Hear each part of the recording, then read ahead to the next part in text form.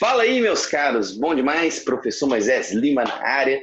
Vamos continuar nossas aulas sobre a modernidade e hoje nós vamos ver a formação dos estados nacionais, como que a partir da modernidade, nessa transição da crise do feudalismo e o início da modernidade, nós teremos o surgimento das monarquias absolutistas, das monarquias nacionais, ou de uma maneira mais palatável, como que os países contemporâneos europeus, eles começam o seu processo de surgimento.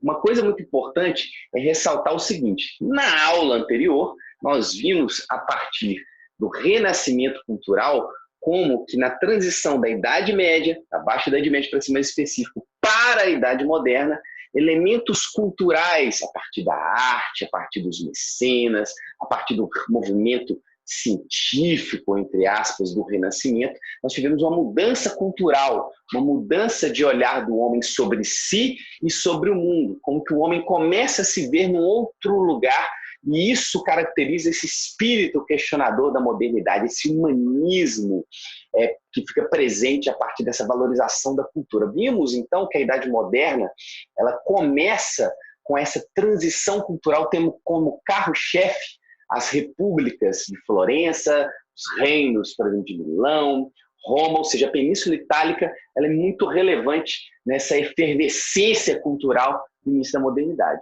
Na aula de hoje, nós vamos continuar nesse mesmo espírito da modernidade, de questionamento, mas agora de uma perspectiva mais política, de uma perspectiva econômica. Nós vamos ver como que nesse mesmo contexto do renascimento cultural, o que está acontecendo na Espanha, em Portugal, na França e na Inglaterra.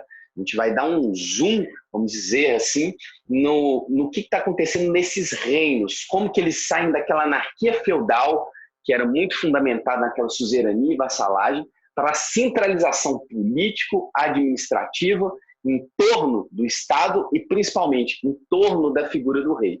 A gente sabe que esses processos de cada um desses países, desses estados, vão ser muito singulares.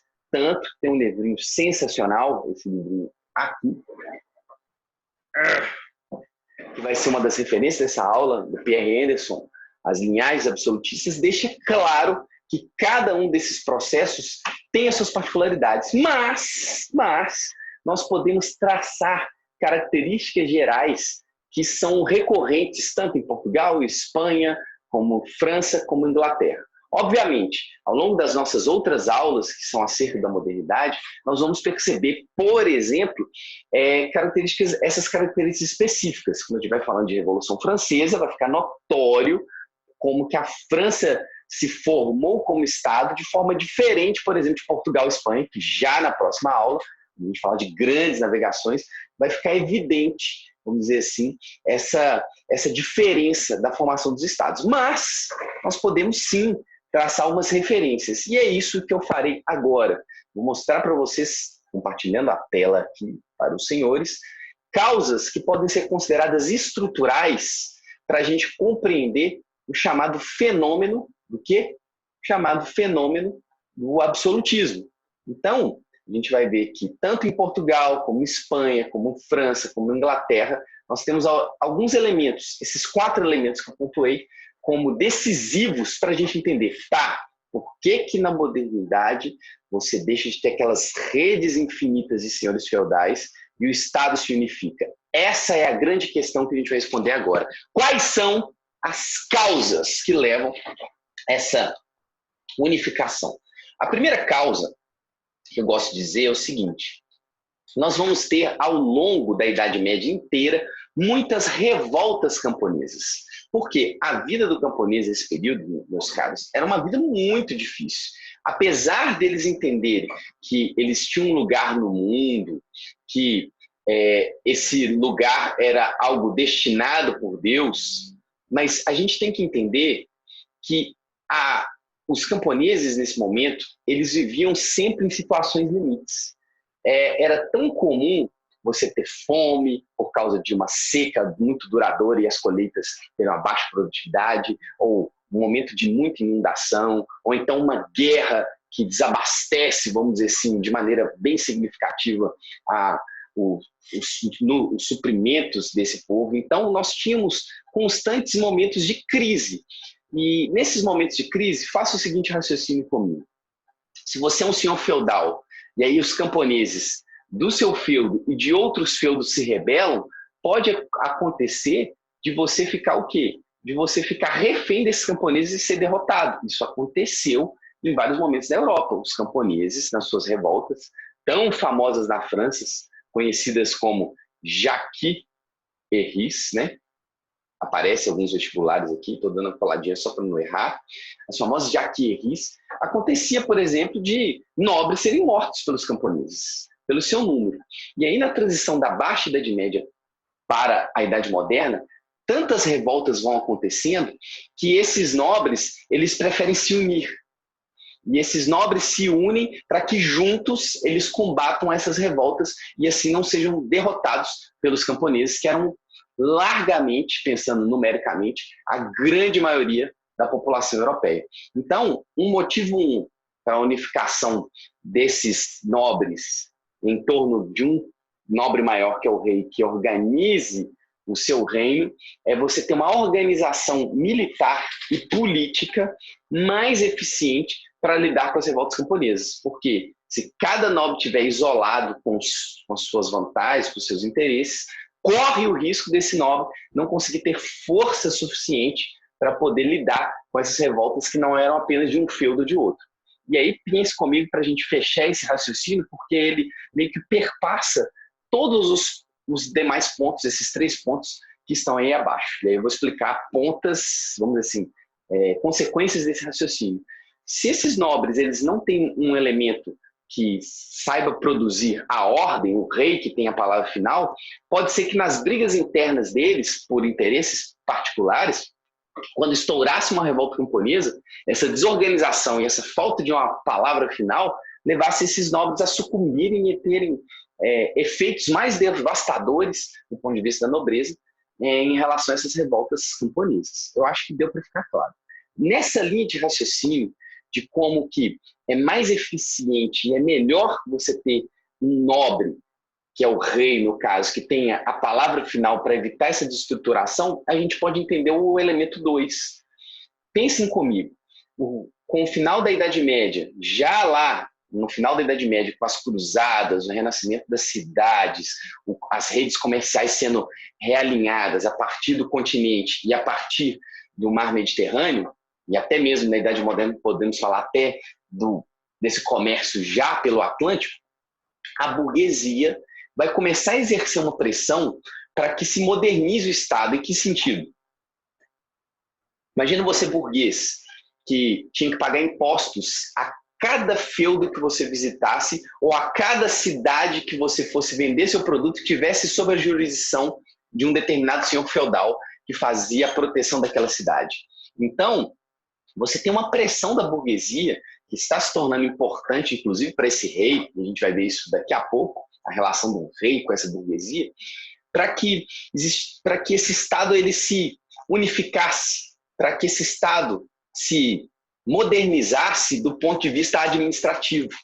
Porque com um Estado, por exemplo, com uma moeda unificada, com impostos unificados, com leis claras sobre como se relacionar economicamente, isso favorece o desenvolvimento dessa burguesia e favorece o desenvolvimento dessa monarquia.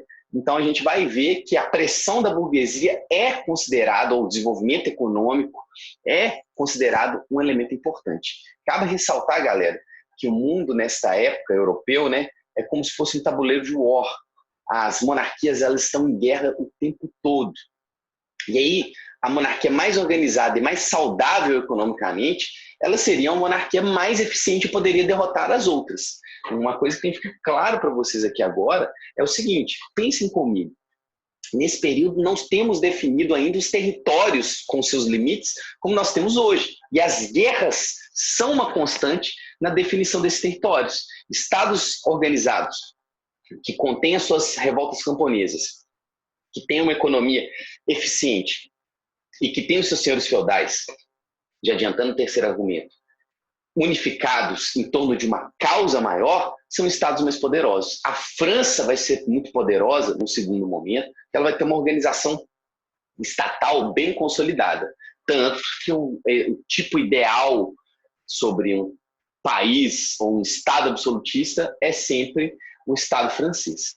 Mas, amarrando o que eu quero dizer agora, então nós temos revoltas camponesas, que fazem pressão, e por isso é necessária uma unificação desse poder para conter essas revoltas. Nós temos disputas mercantis e uma maior eficiência a partir de um Estado unificado. Nós temos as guerras feudais sendo um elemento de enfraquecimento dos estados que tivessem mais descentralizados, e essas guerras feudais pressionam para que você tivesse um comando, pressionam para que o rei produzisse, com a sua autoridade, com a sua soberania, uma organização. E essa organização maior era mais eficiente. Vou dar um exemplo.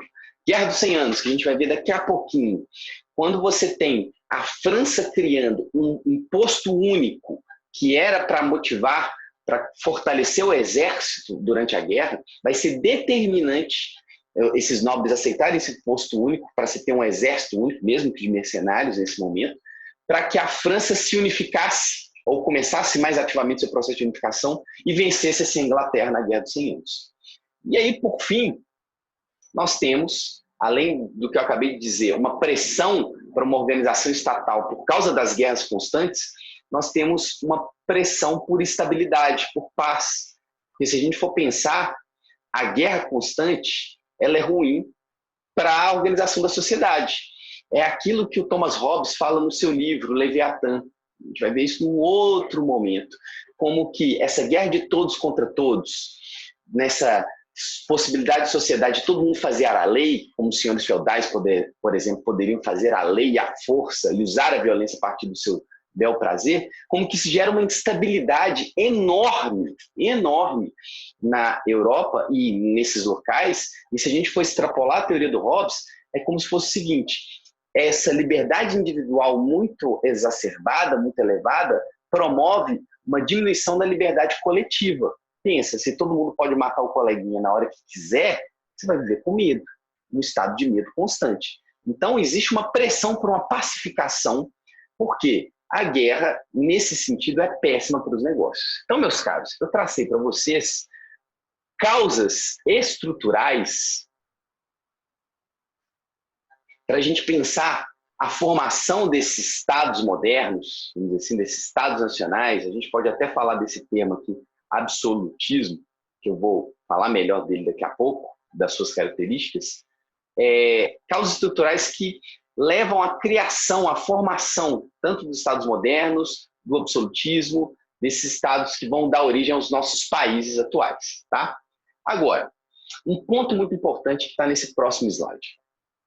Existem, entre os historiadores, existe, um debate historiográfico para entender por que, ou melhor, qual é o papel da burguesia em relação à formação desses estados nacionais. Por que eu estou abordando essa questão mais historiográfica, ou essa história da história? Por que eu estou levantando o caput sobre a formação dos conceitos históricos? Porque isso já caiu em prova. A FUVEST, mais de uma vez, e se não me engano, isso já caiu na Unicamp também, trabalha com essas reinterpretações sobre a formação dos estados modernos. Por que eu estou dizendo isso? Para vocês entenderem que existem várias teorias muito bem fundamentadas, mas que têm divergências entre si para explicar por que o Estado moderno surgiu na modernidade e como ele surgiu. Mas para a gente deixar mais claro esse debate e como ele já foi cobrado, a gente precisa entender a perspectiva dominante, vamos dizer assim, por muito tempo na história, com a perspectiva desse cara aqui, ó, barbudão aqui, que é o Engels, o parceirão lá do Karl Marx, não pode pronunciar esse nome, oh meu Deus, mas o parceirão do Engels, o parceirão do Marx, do Engels, ele cria uma ideia que ficou muito tradicional nas aulas de história para explicar o papel da burguesia no surgimento do Estado moderno. Só que hoje a gente vai ver uma perspectiva diferente, porque os vestibulares têm abordado outras perspectivas, que é desse camarada aqui, que é o Pierre, eu mostrei o livrinho no início da aula, Anderson. Pierre Anderson, esse livrinho aqui, como eu disse, ele discorda de alguns pontos da teoria do Engels.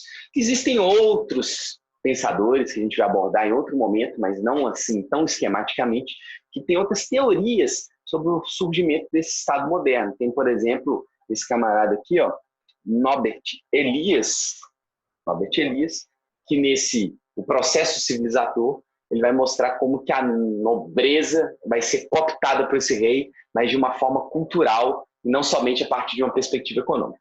Então, como vocês estão percebendo, falar dos estados modernos, como eles surgiram, não é uma coisa fácil. Mas para nós, que vamos prestar os vestibulares, é uma coisa aparentemente tranquila. A gente vai ver de forma esquemática as duas teorias. Primeiro, o que o Engels disse que aconteceu? Só vocês lembrarem da maldita pirâmide. Como que estava, vamos dizer assim, a sociedade, como que estava, né, falando como bom mineiro, como que estava a sociedade europeia na visão do Engels, definida no final da Idade Média, já na Idade Moderna. Você tinha um rei enfraquecido, beleza? Mas que tinha um poder de direito, mas não tinha um poder de fato, porque quem mandava eram esses nobres. E você tinha o surgimento da burguesia, um outro grupo que estava abaixo da nobreza, abaixo do rei. Não vou colocar aqui os camponeses, não, porque não nos interessa nessa discussão nesse momento. Qual que vai ser a parada, a análise do Engels? Essa burguesia desejosa de pagar menos impostos, de ter os seus negócios desenvolvidos e menos afetados pela nobreza, que vigiavam cidades, como eu disse anteriormente, vai financiar, vai dar grana para esse rei montar exércitos, para esse rei conseguir montar uma verdadeira rede administrativa e assim, dessa forma, vai ocorrer uma parceria entre rei e burguesia. Essa parceria entre rei e a burguesia tem como objetivo o quê? Colocar essa nobreza no seu lugar. Ou seja, resumindo, a partir da grana da burguesia, o rei tem a força necessária para quê? Para conter a nobreza. E assim, você vai ter a nobreza gradativamente perdendo a sua força na Europa e se submetendo ao rei, principalmente por causa dos recursos financeiros que vão ser alocados, que vão ser distribuídos dessa burguesia para o rei por causa desses interesses múltiplos. Fechando esse argumento do Engels, é como se tivesse, então, uma parceria consciente entre rei e nobreza, entre rei e burguesia contra a nobreza. Então, de forma esquemática, rei e burguesia versus nobreza. Essa é a teoria do Engels, a teoria marxista mais tradicional para dizer por que você tem o surgimento do Estado moderno. Então, o Estado moderno já nasce com o interesse da burguesia em ampliar os seus negócios. Lembrando-se da teoria marxista que passa por aí. Agora, o Pierre Anderson, galera, ele já trata com uma ideia diferente. Ele fala o seguinte, olha, existe sim essa pirâmide, beleza? Então, você tem sim esse rei que está enfraquecido, você tem essa nobreza que está poderosa e você tem essa burguesia que está desejosa de ter mais liberdade, de ter um espaço. Então, até aí, ele está concordando com Engels. Só que ele pensa diferente. Ele pensa o seguinte, que por causa das guerras feudais, Engels, por causa das revoltas camponesas, como eu disse ali anteriormente, essa nobreza ela fica com medo de ser destruída por outras nobrezas de outros reinos, se a gente for pensar assim, por exemplo, na Guerra dos 100 Anos entre França e Inglaterra, e essa nobreza, ela meio que vai necessitar, por causa desse elemento unificador, desse elemento organizador do rei, do fortalecimento desse rei. E aí, o que vai acontecer? Essa nobreza ela vai se enfraquecer por causa dessas necessidades, e este rei vai se fortalecer.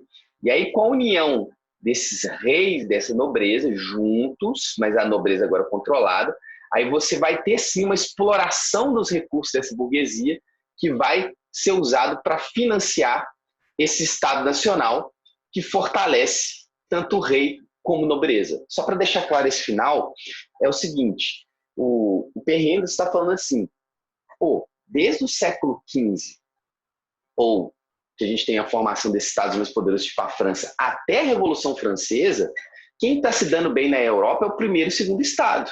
O que aconteceu para o Pierre Henderson no início da Idade Moderna? Só uma dança das cadeiras.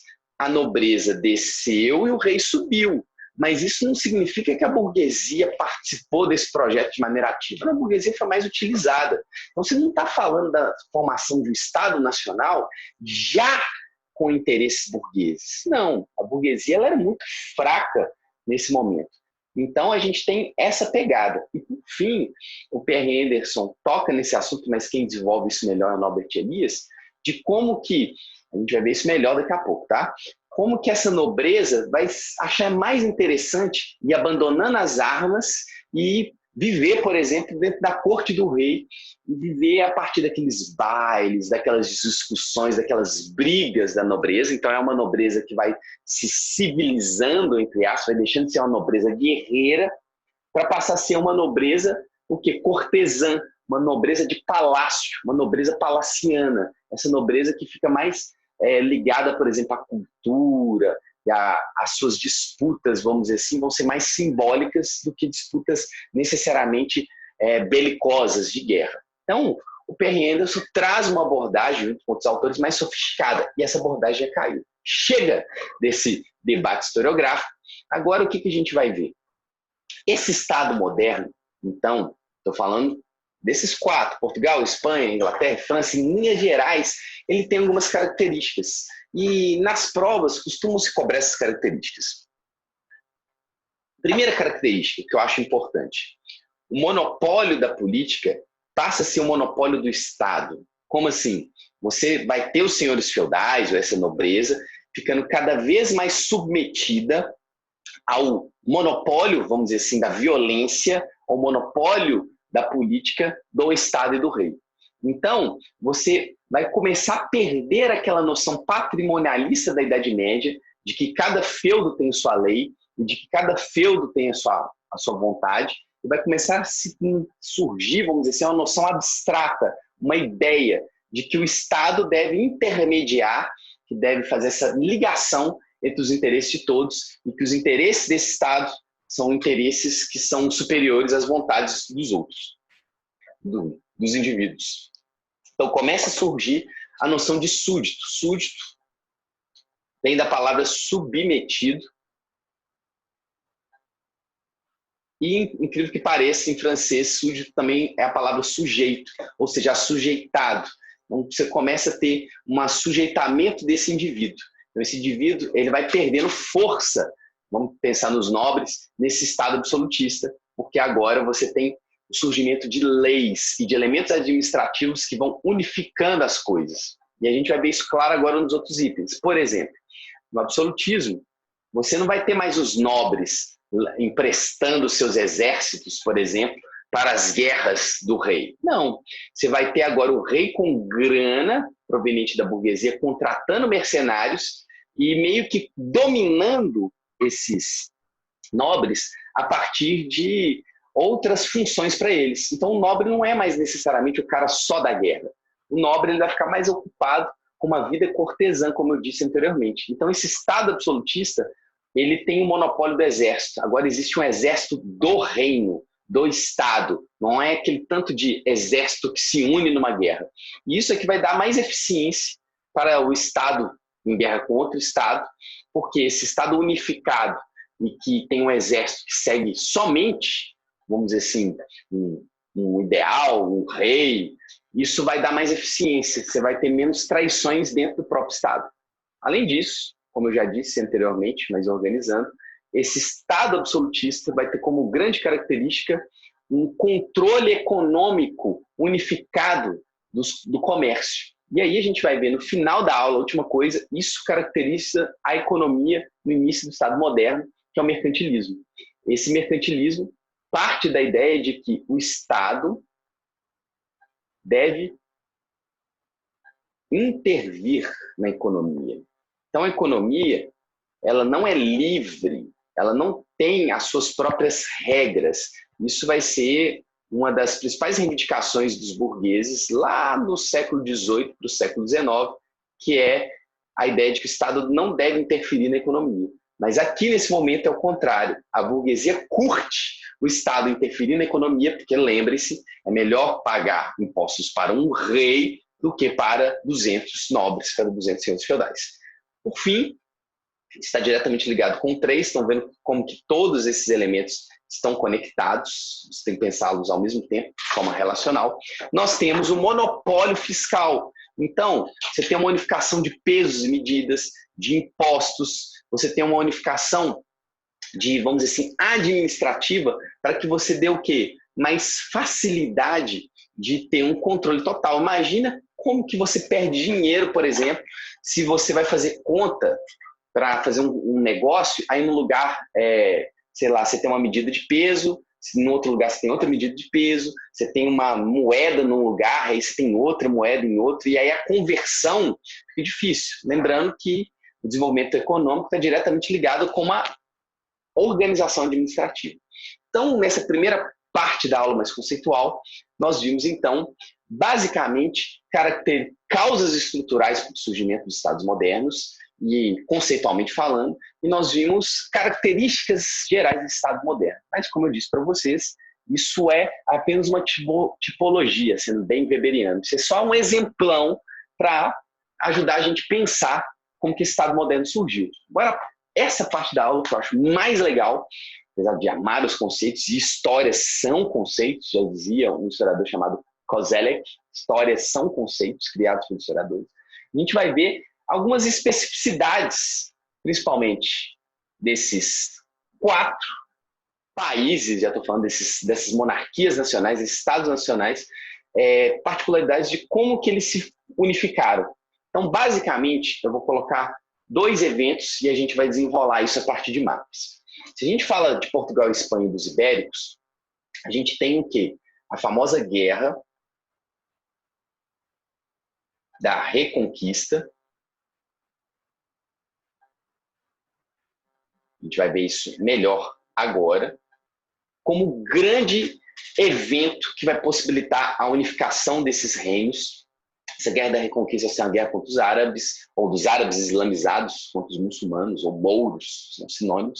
E isso vai ser um elemento potencializador da união desses nobres. Gente, se falou de Estado Nacional, e até mesmo de nacionalismo lá no século XIX, não confunda, tá? Mas tem uma certa ligação. Você tem que entender que rola um nós e um eles. Qual que é a parada? Eu sempre digo essa frase nas minhas aulas. O ódio une muito mais as pessoas do que o amor. Traduzindo em miúdos, o que eu quero dizer? Guerras vão ser essenciais para gerar uma unidade e para gerar esse espírito de que você tem que abrir mão por algo maior. É só você pensar.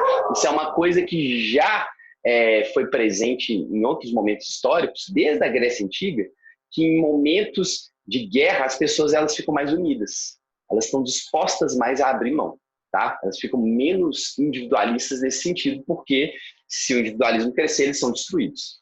E se a gente for pensar na França e na Inglaterra, o grande evento é a Guerra dos 100 anos, que tem mais de 100 anos. Que é uma guerra que a gente vai ver também, que basicamente é disputa por um território, que é a região dos Flandres. Beleza?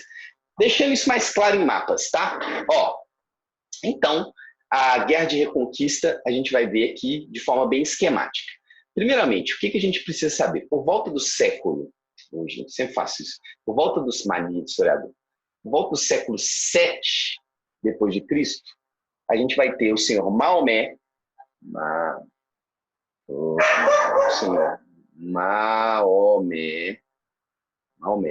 unificando os califados árabes, unificando o mundo árabe em torno aqui, vamos dizer assim, da religião. Então, o Maomé, por volta do século 7, ele vai conseguir um grande feito aqui na Península Arábica. Qual que vai ser a parada? Nós vamos ter, depois que Maomé organiza esses califados e morre, a expansão desses árabes aqui pelo norte, vamos dizer assim, da África. E esses árabes islamizados, esses muçulmanos, eles vão conseguir chegar, inclusive, aqui, aonde? Na Península Ibérica. Eles vão ser contidos aqui nessa área, na famosa Batalha de Poitiers, uma batalha que acontece na Idade Média, onde Carlos Martel, um cara importante para a história francesa, barra o Carlos Martelo, né? Barra esses árabes, e esses árabes vão dominar o quê? A Península Ibérica. Então, a Península Ibérica vai ficar na mão dos árabes durante muito tempo. Qual que vai ser a questão? Para a gente entender como Portugal e Espanha nascem como país, a gente tem que entender que está diretamente ligado com a expulsão desses árabes ou até mesmo a conversão desses árabes ao catolicismo na Península Ibérica. Vejam bem esse outro momento. Então, nós temos aqui esse verde, como está escrito aqui, um período lá no ano 1000, uma região de domínio islâmico. Aí vocês vão percebendo que você vai ter o quê? Você vai ter um gradual aumento das áreas cristãs. E aí, galera, eu quero chamar a atenção que nessa guerra de expulsão contra esses árabes, nós vamos ter como pioneiros nesse processo de unificação esse reino aqui de Portugal, que era um reino que, basicamente, a sua grande virtude era ser um reino portuário. Portugal vem de porto. Então, o reino do porto, esse reino de Portugal, vai ser o primeiro a entender que tem que juntar suas nobrezas e que um rei tem que ser fortalecido para que você tenha força para lutar contra esses árabes, para expulsar esses árabes.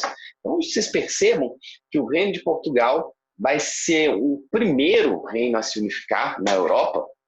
Por isso que eles falam um termo que eu não gosto muito, mas é utilizado, de unificação precoce de Portugal, como até um dos elementos para explicar o pioneirismo português nas grandes navegações. Então, por causa desse inimigo em comum que esses nobres cedem. E se a gente for pensar, isso vai acontecer também com a Espanha. Espanha era o nome romano dessa área aqui, os romanos que davam esse nome de Espanha. E aí a gente vai ver a mesma ideia. A gente vai ver o reino de Castela junto com o reino de Aragão, percebendo que eles tinham um inimigo comum e chegando à conclusão que era melhor eles se unirem contra esse inimigo, eles ficariam mais poderosos. E aí, a partir de um casamento dos reis católicos de Aragão e Castela, Isabela, esqueci o nome do senhor aqui de Jorge, não, esqueci o nome do senhor aqui, mas aí tem o casamento dos reis católicos e nesse casamento você tem o nascimento desse Estado moderno espanhol. Então perceba como que aqui, voltando aqui, a guerra de reconquista, essa guerra contra esses árabes islamizados é essencial para o surgimento desse Estado moderno. Agora, se a gente for olhar França e Inglaterra vão surgir a partir também de uma guerra. Aqui, que eu vou apontar para vocês, no mapa eu estou falando da guerra dos 100 anos. Basicamente, galera, a Guerra dos 100 Anos é uma guerra que está ligada a disputar essa região aqui, ó, a região dos Flandres. A região dos Flandres equivale hoje à Bélgica e Holanda. Vou colocar aqui como a região dos Países Baixos. Basicamente foi o seguinte, resumindo muito tanto. Essa já era uma região rica comercialmente falando, principalmente o comércio de lã. Se a gente for falar da história da Holanda e da Bélgica, já é uma história de comércio ativo, já da Idade Média, até mesmo por isso que quando você tiver a independência da Holanda em relação à Espanha, isso é prosa para uma outra aula, a gente já vê essa meio que vocação da Holanda a se tornar uma espécie de república comercial, mas isso remonta desde a Idade Média. Qual que é a parada? Essa região era dos ingleses. E aí morre um rei, e quando esse rei, na verdade, essa região era dos franceses.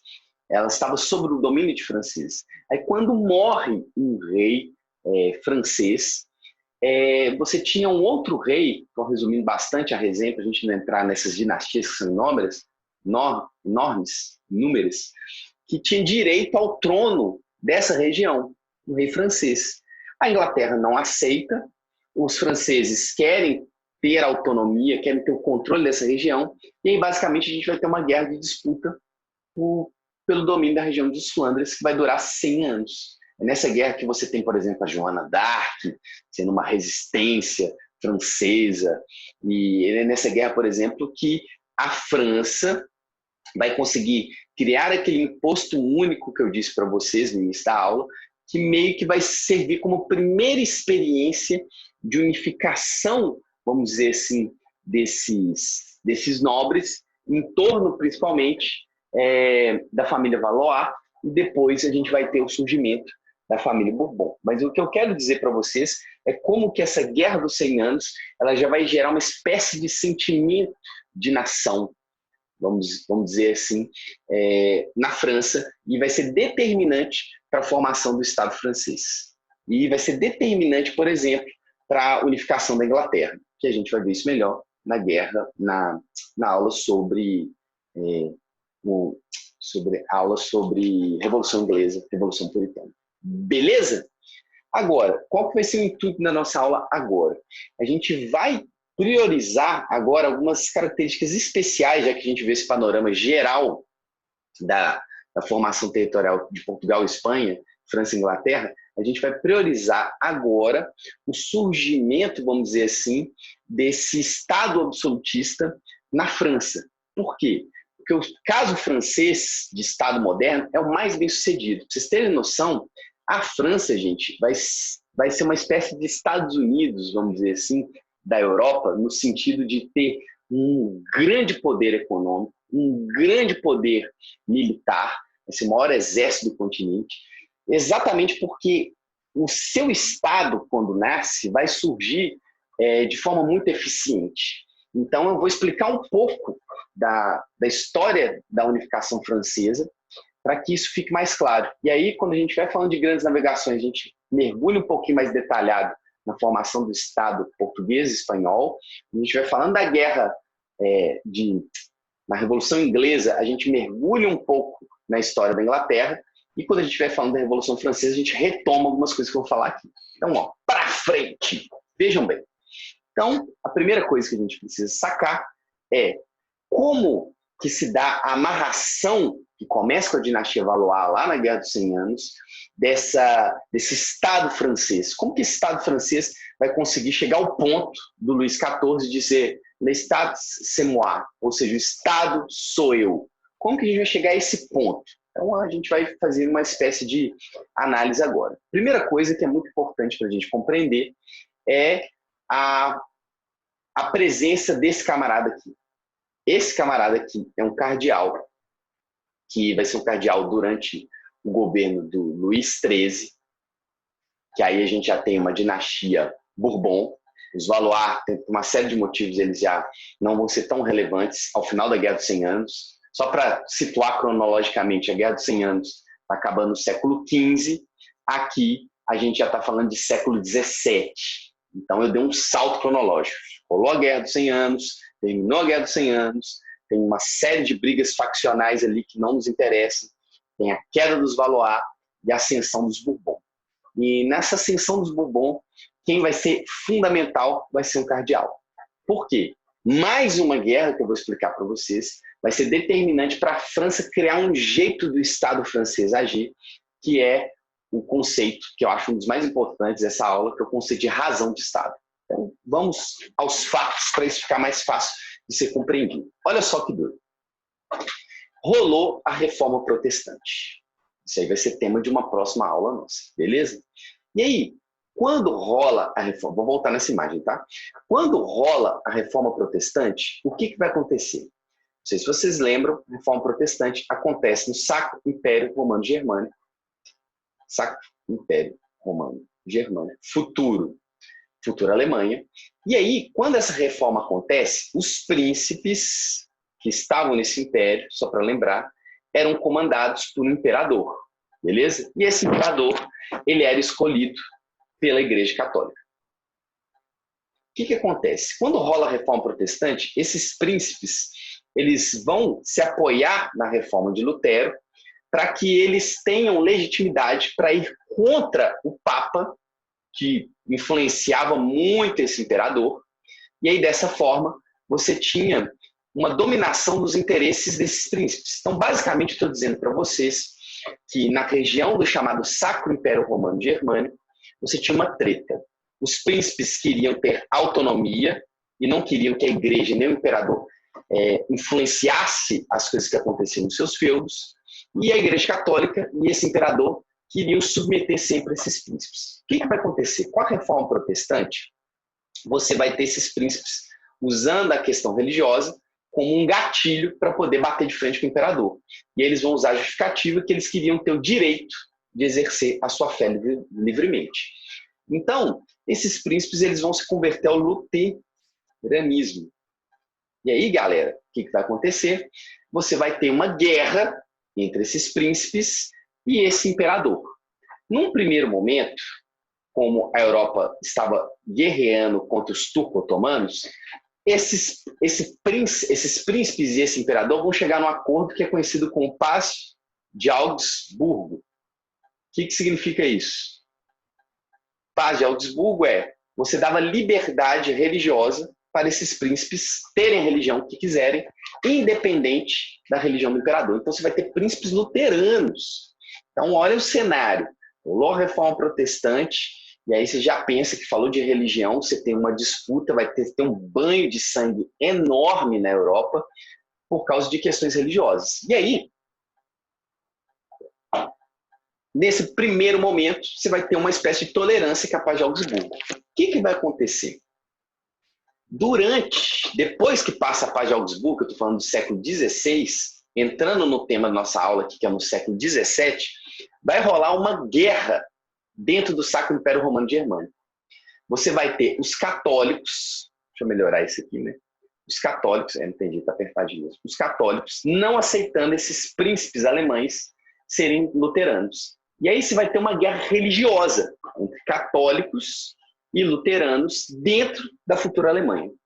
Até aí está de boa. Qual que vai ser a treta? Essa guerra entre católicos e luteranos vai movimentar a Europa, porque os estados católicos vão apoiar o lado católico dentro, vou chamar de Alemanha, tá, gente, para ficar fácil, do lado alemão, e os estados luteranos, que a reforma protestante já se espalhou, vão ajudar esses estados, essa facção luterana. Essa guerra, que é uma das guerras mais importantes da história europeia, é conhecida como Guerra dos 30 Anos. É uma guerra que começa, então está aqui, entre católicos e protestantes dentro do que vai ser a Alemanha, e essa guerra ela vai se generalizar pela Europa.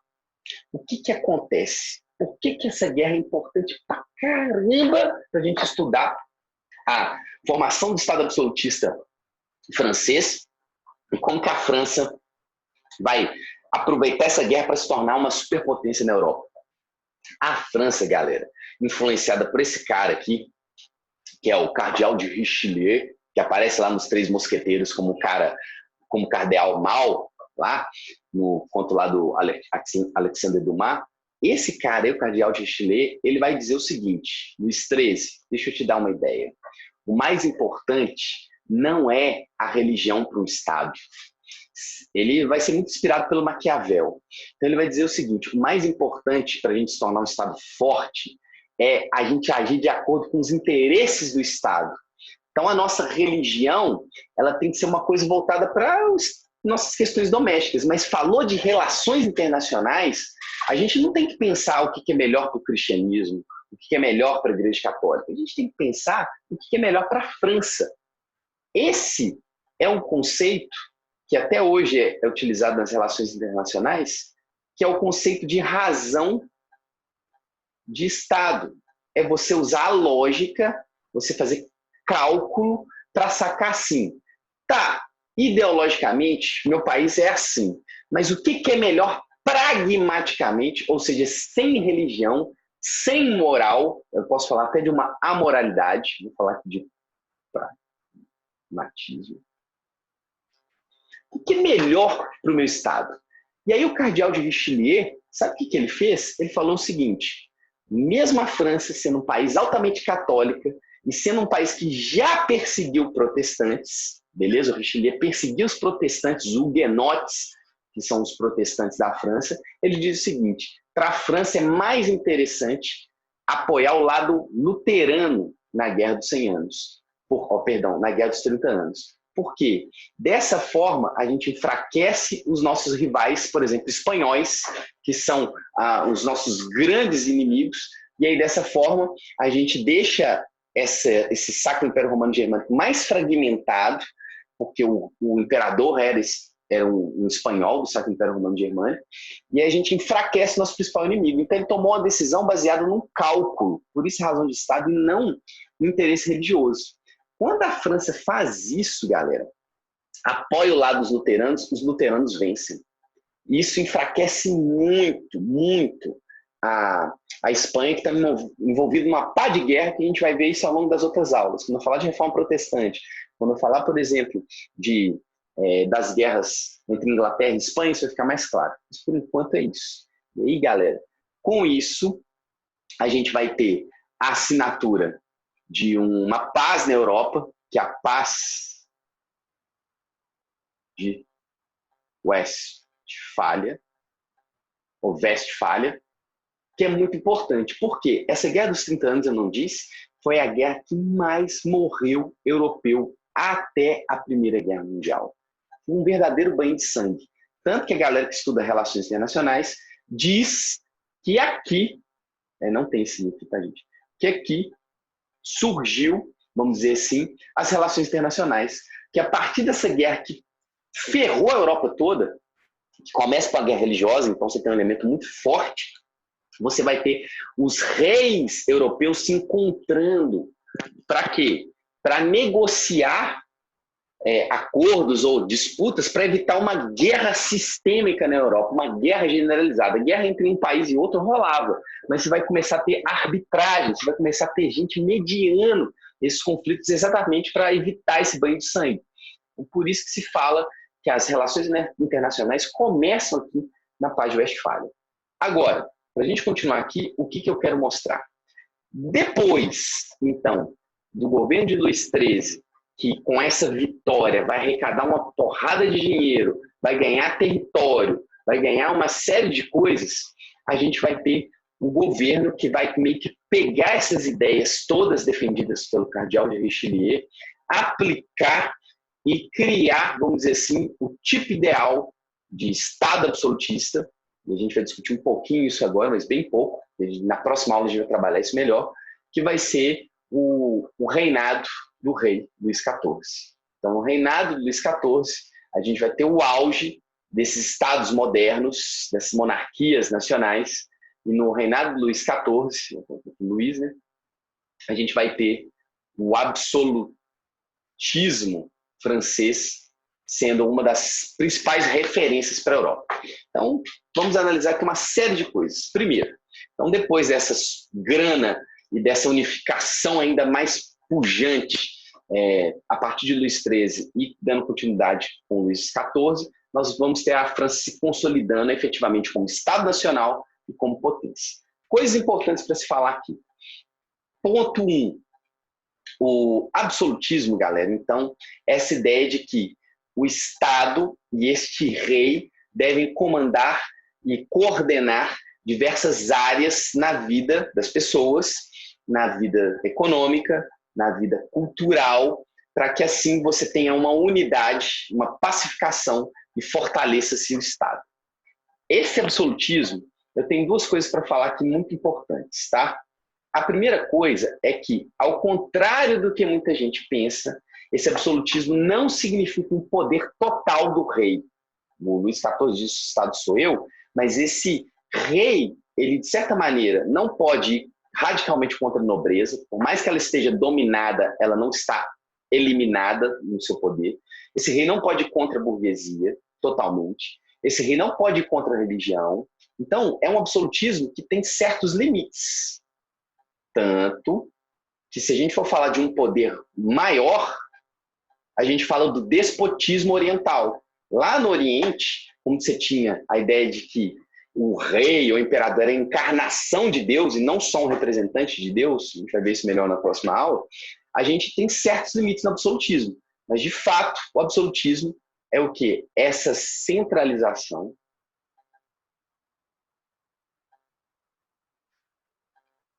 do poder. É a soberania, ou seja, o poder de decisão o poder de controle da sociedade sendo passado e atribuído para o rei. E aí, isso aqui é uma imagem que está nesse livro aqui, A Fabricação do Rei, que já caiu no Enem, se não me engano, em 2014. Então, a gente vai ver agora como que esse rei consegue efetivamente essa dominação sobre os outros. Isso é muito legal. O Peter Burke, ele fala nesse livro Fabricação do Rei, que esse rei, mesmo com travas, com limites, ele vai conseguir gerar uma legitimidade e reforçar a ideia de que é necessária essa pacificação em torno dele, do rei, a partir de símbolos de poder. Gente, isso aqui é muito legal. Tem um monte de autor. Desde o Pierre Bourdieu, o Cassirer, o próprio Peter Burke, que tem suas divergências, mas que entendem que toda a sociedade se organiza claramente por relações de força. Você sempre tem um dominador e sempre tem um dominado. Só que uma das formas eficientes para que você evite a guerra constante, para você dominar uma outra pessoa, é a partir de símbolos, imagens, signos, que levam as pessoas a acreditarem que aquele mundo deve ser de um jeito, como está, e não de outro. Então, você justifica a ordem do mundo a partir de símbolos de poder. Então, os grupos dominantes, geralmente, eles têm os símbolos de poder, eles têm os capitais simbólicos que levam eles a manter uma posição de destaque. E aí, símbolo de poder. Esses símbolos de poder estão evidenciados nessa charge. Olha que doido. Esse aqui é o rei, Luís XIV, sem a sua ornamentação, sem seu manto, sem sua peruca, sem seu salto. Olha como que ele parece fraco, um velhinho, careca, qualquer.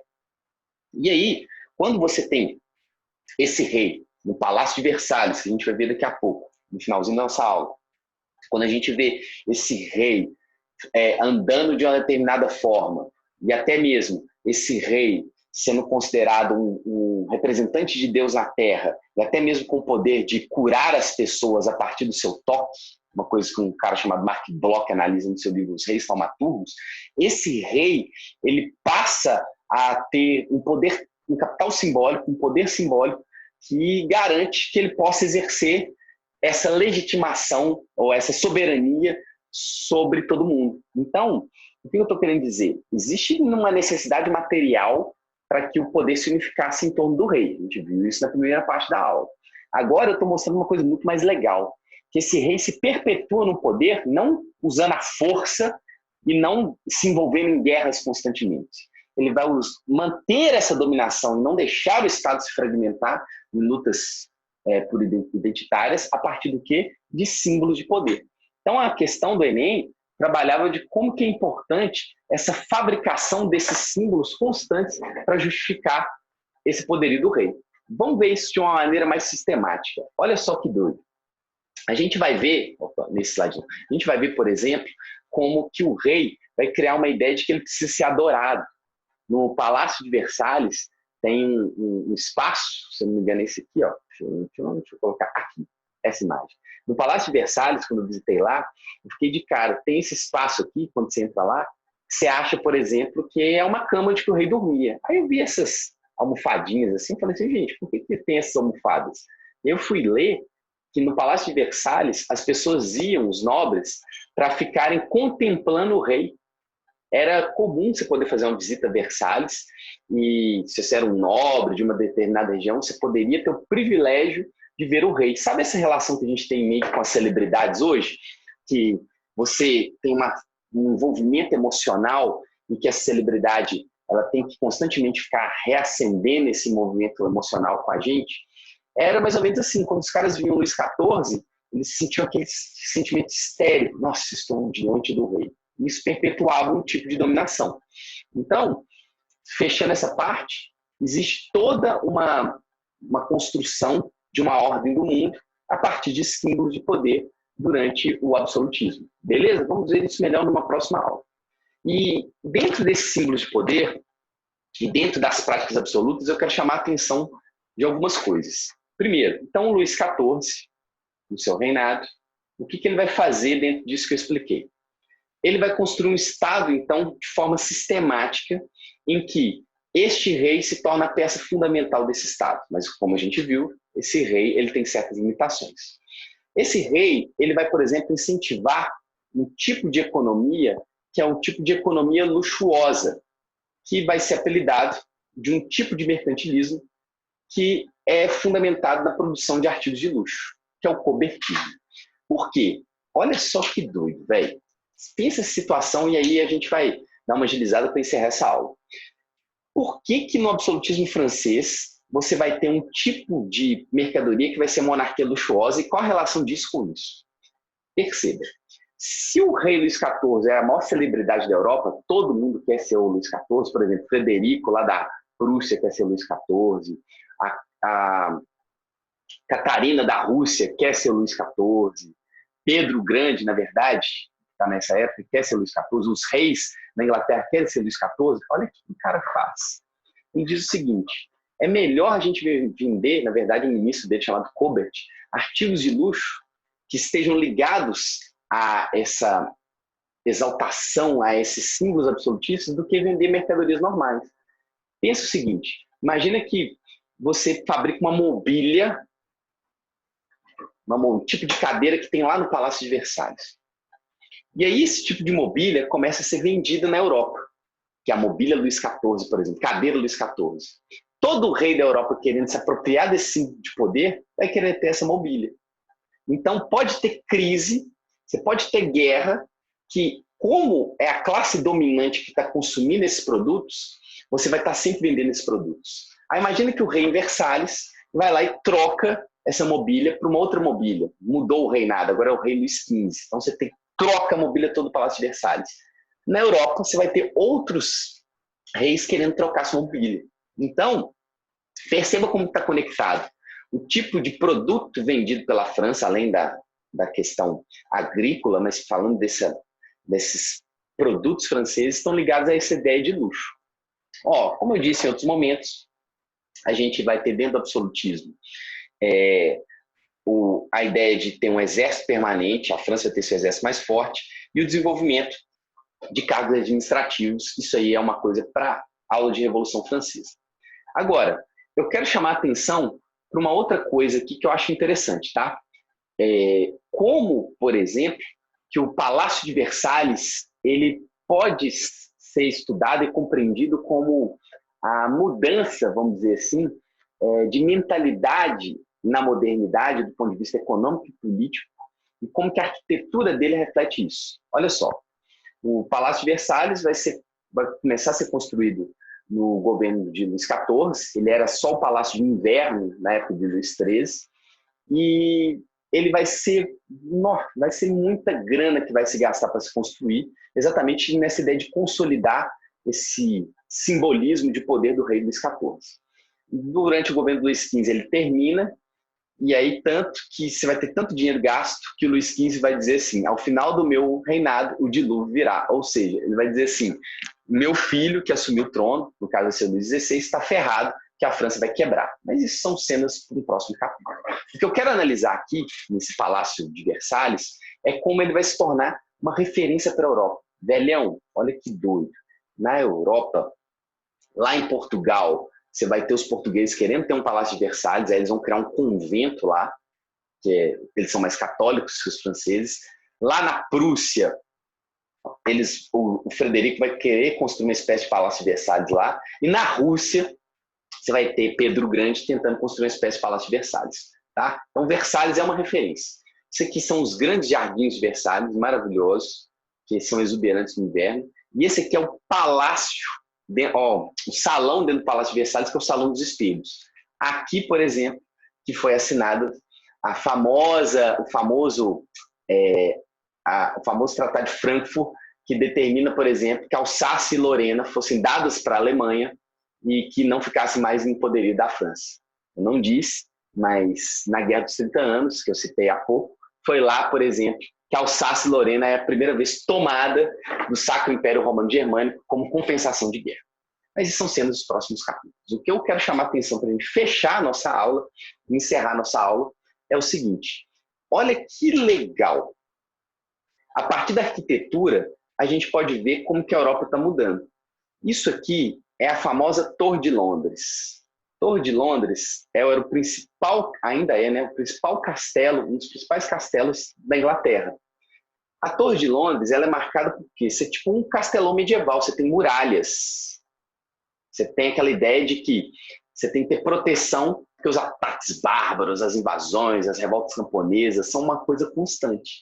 Agora, no Estado moderno, com essa dominação, não só dos nobres, mas dos burgueses, e com a dominação dos camponeses, a partir de uma ideia, que é uma coisa muito mais poderosa, o castelo não precisa mais ter muralha. Olha como o Palácio de Versalhes é aberto.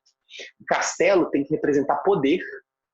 Eu estou falando de uma dominação muito mais eficiente que a dominação militar. É uma dominação simbólica que começa a se desenvolver e o Palácio de Versalhes é um grande símbolo disso. Última coisa da nossa aula, que a gente precisa ver, então a gente viu a formação desses estados nacionais do ponto de vista político, quais foram as causas estruturais para esses estados nacionais surgirem. A gente viu as características desse estado, a gente viu como que a Guerra de Reconquista foi muito importante para a formação de Portugal e Espanha, como que a Guerra dos 100 anos foi muito importante para a formação da Inglaterra e da França. A gente deu um zoom na França, que a Inglaterra, eu falo dela na aula de Revolução Inglesa. Agora a gente vai ver em linhas gerais, que em outros momentos a gente vai trabalhar isso, como que era a economia desse Estado moderno, desse Estado absolutista. A gente viu há pouco que era uma economia que pregava o controle do rei sobre a economia. Por exemplo, este rei se apoiava, em grande medida, seguindo a linha tanto do Pierre Anderson, lá do início da aula, como do Engels, no dinheiro proveniente dessa burguesia.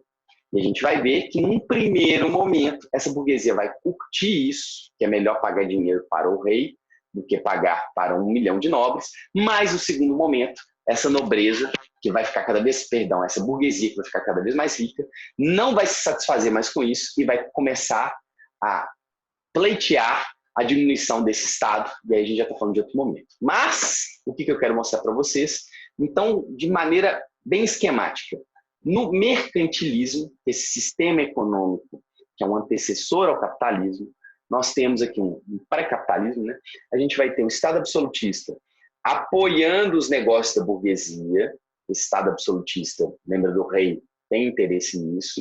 A partir desses negócios da burguesia, você tem agora uma nobreza sustentada. Lembra que a nobreza não paga impostos? E que a nobreza não trabalha? E que a nobreza tem terra? E que recebe até pensão do Estado? De onde que vem isso? Vem dos impostos retirados dessa burguesia, que no primeiro momento foi interessante. No segundo momento, isso vai gerar, por exemplo, a Revolução Francesa. Agora, características gerais desse mercantilismo. Quais são os objetivos? Obter recursos e riquezas necessários para a manutenção do absolutismo. Ou seja, não é a economia pela economia. Não é você ter uma economia cada vez mais livre. O objetivo é político. Então, a política submete a economia. Então, a ideia é fortalecer o rei. Como? Por exemplo, você vai ter sempre a ideia de que o importante é ter uma balança comercial favorável. Vender mais, ou seja, para ter dinheiro em caixa, do que comprar. Então, o mercantilismo não parte da ideia da livre concorrência. O mercantilismo parte da ideia de que a gente precisa vender mais, ou seja, ter uma balança comercial favorável, do que comprar mais. O mercantilismo parte da ideia, a gente vai ver isso na aula de grandes navegações, de que é necessário você ter colônias em que você possa explorar essas colônias para que seu Estado tenha grana, para ter exército, para manter a ordem, para ter símbolos de poder. E uma das maneiras mais eficientes para você ter essa balança comercial favorável, além de proteger a sua economia, é ter muito ouro. Tanto que Portugal e Espanha, principalmente a Espanha depois da descoberta da América, com a descoberta do Brasil, vão ter sempre essa coisa de ter cada vez mais ouro. Por isso que se diz que a ênfase, por exemplo, do tipo de mercantilismo português e espanhol é o metalismo. E que a ênfase do tipo de mercantilismo francês é o cobertismo, produção de artigos de luxo. E que a ênfase do mercantilismo inglês é o ou de manufaturas, é manufatureiro, porque cada um desses estados vai investir naquilo que tem de melhor. Beleza, gente? Então, ó, encerramos nossa aula, fechamos então esse primeiro quadro geral sobre a formação do Estado moderno e o absolutismo. Na próxima aula nós vamos ver como que os teóricos absolutistas pensam o papel do rei e do Estado e quais são os limites e o que eles devem fazer, e a gente vai começar a ver alguns outros elementos da modernidade. Beleza? Um abração, foi ótimo, aula densa, veja e anote as coisas, mas você vai entender tudinho, beleza? Beijo do tio Moi. Abraço.